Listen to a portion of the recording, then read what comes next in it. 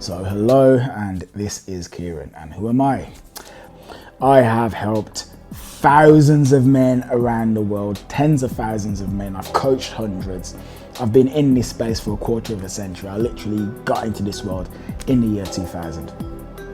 This video is about the fact that women want to submit, but only to the right man. In society and the media, what we're kind of told is that there's this idea of like equality that's pushed where men and women are completely the same and it's just like a level playing field. Here's what I'll tell you from my experience and also from yours and from the experience of all of the men I've worked with around the world and the thousands of men I've spoken to. Women respond to men who they perceive to be superior. Here's an example. Women want men to be taller than them. If you have a woman who's 5'5", she wants a man who's at least 5'11", so that when she wears heels and props herself up to 5'8", that man is still taller than her, right? How many women do you know who want a man who's shorter than them or will tolerate a man who's shorter than them? Women want a man to make more money. Women want men to be physically stronger than them. Imagine you've got a man and a woman play fighting. She overpowers him. If she overpowers him in that play fight, how long do you think their relationship's gonna last? That's the death knell for the relationship. Who makes the first move in the relationship? Man and a woman see each other. Who goes up to who? The man goes up to the woman, 99 times out of 100. Who asks for the phone number? Who asks for the date? Who decides what will happen on the date? It's all the man leading. All of it is in the bedroom. Like, in order for a man and a woman to end up in a sexual scenario, 99 times out of 100, unless like they're already in a relationship, it's because the man made it happen and the woman said yes or the woman said no. What is erotic fiction? Like 50 Shades of Grey, you've heard of that. What is that story? A tale written by a woman for a woman with the expressed interest or desire or goal to turn on other women. That's what that book is. There's a whole genre of fiction around it. In this entire genre of fiction, right, erotic fiction, written by women for women, there's a constant theme that you see. Woman meets a man. This man is powerful in some way. In 50 Shades of Grey, he's a billionaire of a company. But sometimes he's a warlord. Sometimes he's a star athlete. Sometimes he's like a drug dealer or something like this. But she meets a very powerful man and this man scares her. But the thing is this, even though this man actually scares her, there's like a spark and there's electricity. And she meets him time and time again. And they both feel this spark. She's scared of him, but she's also intrigued. She's scared of him, but she's also intrigued. And it builds and it builds and it culminates until there's just this explosion. In 50 Shades of Grey, Christian Grey, and as a grad student, Christian Grey is this billionaire CEO. If he was also a grad student, no woman would have written that book. Women want a man they perceive to be better.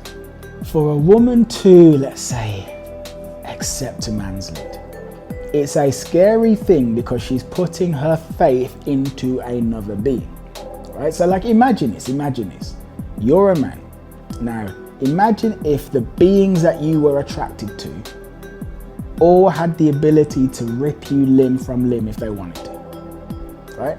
That the only reason why they don't is just because their own personal makeup psychologically, and that if they chose to, there's not a damn thing that you could do to actually stop them.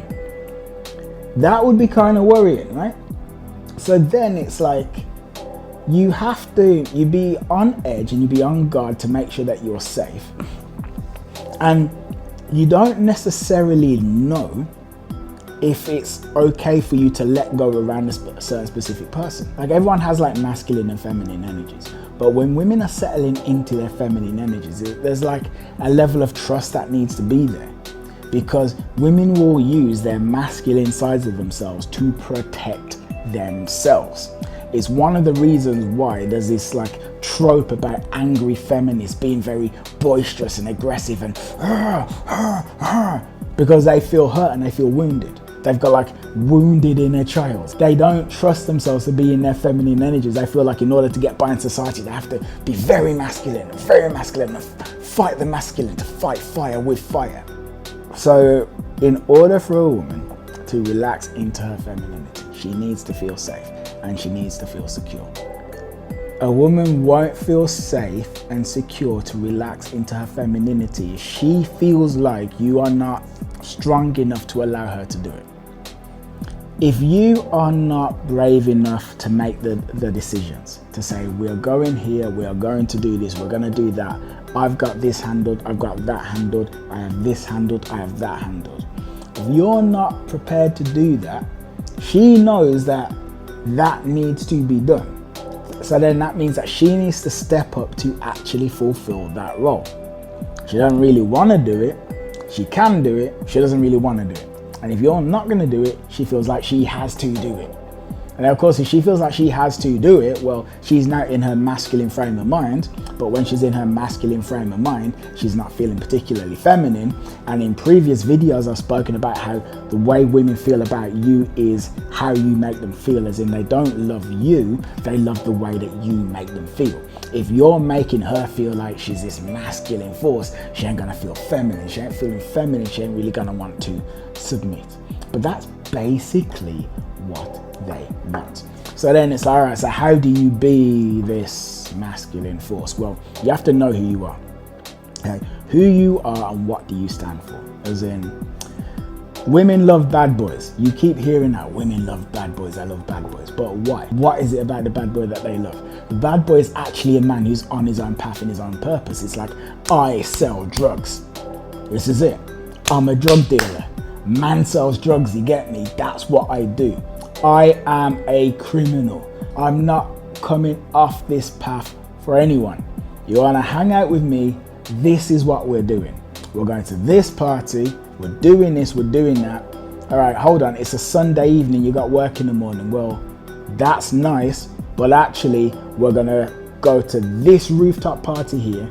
We're going to snort coke. I'm snorting it off your breast. You are going to be fucked up tomorrow morning. You're not going to be able to go to work. And actually, you're just going to have to call in sick. And we're going to do another round in the morning. The bad boy is just like, this is what the hell is going on. And that energy of this is what the hell is going on is it's attractive. It is. But you don't have to be a bad boy to have that energy. You just have to know who you are and know where you're going in life. But most men don't know who they are and where they're going. And if you don't know who you are and where you're going, then you're like a flickering candle in the wind, right? And you're just like going in whatever direction. Or you're like a ship lost at sea with no way to steer yourself, and the ocean is just taking you wherever the hell it is. She wants to feel that strength. So who are you? What do you stand for? What do you stand for? As in, how do you demand the people who are with you treat you? You know, how do you demand the people who are with you treat other people? What kind of behavior will you tolerate? What kind of behavior will you not tolerate? What is it that you want from life? Are you on a quest to become a basketball player, like freaking Kobe? I'm wearing a Kobe jersey right now. Is that what it is that you want? Okay, cool. So then go for that. Your brother, God bless him, he's no longer with us, but his daughter, your niece, is, and you look after her, and you have committed yourself to looking after this little girl, making sure that she is good and well and looked after.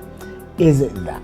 Are you passionate about stand-up comedy? Like, what's your life about? The point is this: what are you all about? Because when you know what that is, then you can say, look, this is me. This is me. I do this, I don't do that. I like this, I don't like that. This is who the hell I am, and this is the vibe and the flavor that you're gonna get from me. That is inherently attractive and engenders a lot of respect. Another thing you have to be prepared to do is to lead. You have to be prepared to do that. You know, you wanna know the worst thing that you can say to a woman who's agreed to go on a date with you. The worst thing that you can say to a woman who has agreed to go on a date with you is, what do you want to do? That's the worst thing that you can say. Because if you say, what do you want to do? I mean, it sounds so nice though, doesn't it? It sounds lovely, it sounds delicious. It sounds like, what a good man. You're not an arsehole, you're not a piece of crap. You care about her, and you care about her wants and needs, and you want to make sure that the thing that you do with her, is something that she enjoys, because you care about her. The thing is that when you ask that, it just doesn't feel very masculine. It doesn't. It feels like you don't actually know what to do. She wants to feel like you know what to do. That's how she wants to feel. So rather than say, what do you want to do? Say, we are going to do X. Be ready at this time. You know, you need to be prepared to lead. Here's another one. You have to be prepared to let her know when she does something that you don't like. As in, you can't be afraid to lose her. Okay, you can't be. Remember, you are your own man, you're on your own path, you're doing your own thing. This is who I am, this is who I be. That's it. But if you are afraid to lose her, that is terrible. Because what that will then cause, that will cause you to do things, that will cause you to basically, or simp. Let's say that it will cause you to simp. You'll be in situations where your boundaries are being crossed and you won't actually say anything about the fact that your boundaries are being crossed. You're just allowing them to be crossed. So she says something that you don't like, I don't know what it is, she makes some comment, but you don't say anything. And then like you kind of keep it inward. And the crazy thing is, a lot of the times she probably made that comment knowing that she made the comment as well. Like she was aware of the fact that she made that comment. She was very consciously aware of it, and she was kind of testing you. But you didn't say anything when she made the comment. And because you didn't say anything, like her level of respect for you was just kind of dwindled and diminished, hasn't it? It's just gone down, it's gone down, it's gone down. And now she don't want you. Whether she was in a relationship with you or whether she wasn't, but this is like, it's kind of the way it goes. You have to be willing to go your own way.